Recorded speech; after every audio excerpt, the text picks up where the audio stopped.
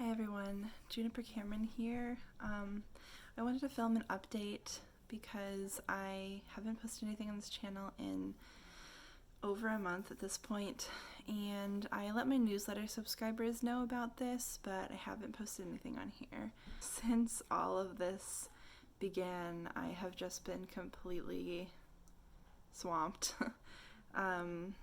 It's weird, like life has slowed down in some ways, and I've really just had to throw a lot of things by the wayside as I kind of got my bearings.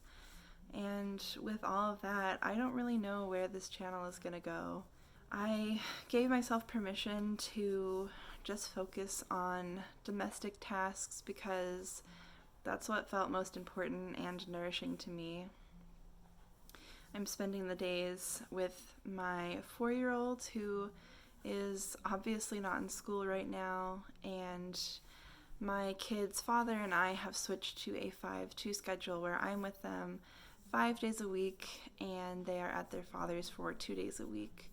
And up until recently, my partner has been working 45 hours a week, so I'm spending right around 12 hours a day. For the most part, it's just me and this kid all day long. And I thought it was going to be a lot worse than it has been. The last time I was on this heavy of a schedule was before my kid got into the Head Start program. They were 3.5, and I'll just say 3.5 was a developmental nightmare. And I burnt the hell out. I was so exhausted. I couldn't accomplish anything. It's a miracle that I was still sending out newsletters every other week back then. I don't know how I was doing it. I've thought about homeschooling and unschooling, and now we're kind of forced into homeschooling. And at first I was kind of taking the advice of many of these, advice I've been seeing given out to parents about not forcing yourself to become a homeschooler, and that just surviving this is okay, and making sure that the kids are fed, making sure that they're safe. That's what we need to be doing right now. And I spent much of the first several weeks of this kind of in that headspace because it's just so much. It's so much to try and navigate. I've been, trying to make sure that we're stretching out our meals and that we're eating, some semblance of a balanced diet and staying nourished and well. And that's kind of all I could focus on. I like keeping my kitchen clean, so I've been doing that. I've been keeping the dishes done during the week, and that's kind of been my main focus. Before all of this started, I was doing a couple different classes for my graduate program. One of them was preparing to teach a graduate level class about transformative justice. And truth be told, once all of this hit, I got next to nothing done. And the sad part, too, is that before this began, I had moved, obviously, so I didn't really get much done then either. So now I'm kind of left wondering how I'm going to teach this class. Thanks to God that I have wonderful teachers and I attend this wonderful program that is so understanding and accessible and understanding of my disabilities and my own limitations, that some of the suggestions I've gotten from my teachers are to slow down, that the expectations in the middle of a pandemic are not the same as business as usual. And I'm praying too that this slowdown will be a call to us that the workings of capitalism are not sustainable for us in the long term. I mean, if we have a system that can collapse as easily as it has in the middle of a pandemic like this, when we absolutely need to be taking protective measures, going out less, isolating ourselves a bit more, slowing down in order to protect our resources and our hospitals and protect people who are vulnerable, and just protect the population, because this obviously isn't just hitting the most vulnerable, it's hitting people who are young and healthy, able-bodied people too.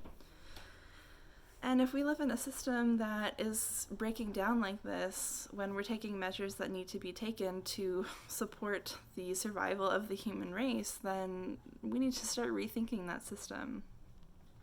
So I'm hoping that this will be a wake-up call to everyone.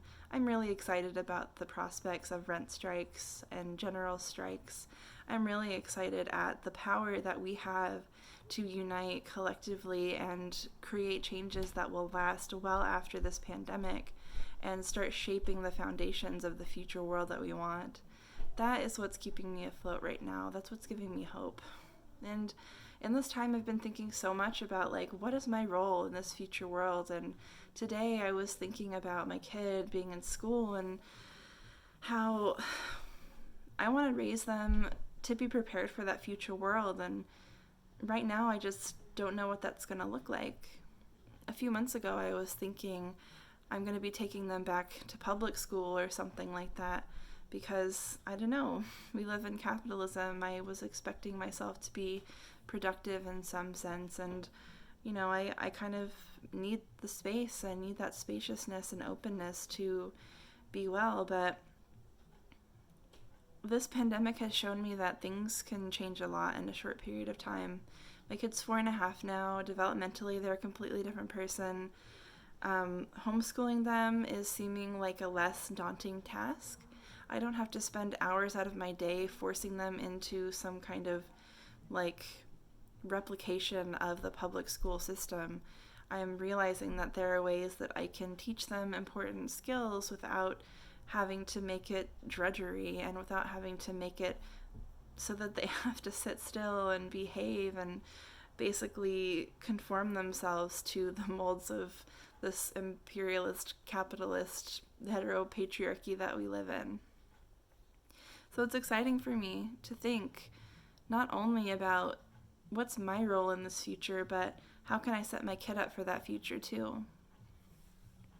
And with all of those thoughts kind of brewing in my head, I've been thinking a lot about this channel and, you know, what role do I want to serve, and does this really speak to me? And it really does.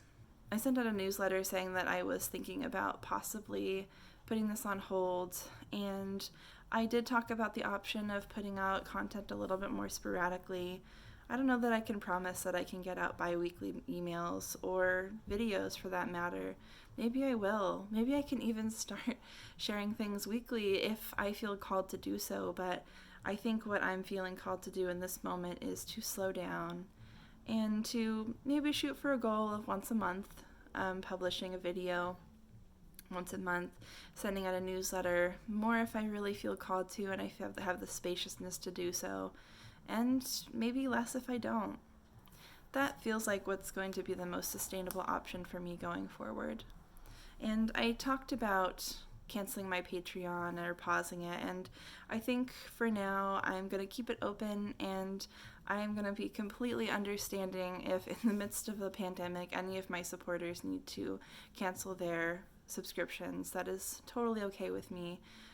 But I want to keep putting this content out here. I want to keep sharing my messages because something that I have been thinking so much about is these wonderful movements that we're building. If there's any time to be talking about healthy relationships and transformative justice, it's right now. We need to be crafting our movements to be based in principles of transformative justice. We need to be talking about how to resolve conflicts between us and how to show up as present and accountable human beings. Otherwise, our movements are just going to fall apart. And my heart aches when I think about that. I've just seen it too many times, and every time it just hurts a little bit more. And I don't want to see that. I want to see the movements that we build be strong and resilient. So I've decided that I'm going to keep this channel open. The content I post may be more infrequent. And I think I'm going to experiment with some different things too. Like, I've thought about doing more vlog style things. I've thought about talking about how we're surviving COVID-19. I've thought about talking about, just kind of the things that are going on in my life, because so much of the ideas and principles that I have gathered, that I bring to you in my videos and in my content, come from just living my life. I am reading Beyond Survival right now, and in one of the very first chapters, one of the editors/authors says that we don't need to think of transformative justice as this buzzword. It's something that we just do in life. It's just what we do. And that is really how I see transformative justice. It's something that is just this ultimate essence of being, like breath. It's this way that we need to remember to be present with one another, to create communities that are sustainable, to remember how to be vulnerable with one another, to be truthful with one another, to honor our bodies when we need to say no or when we need to say yes.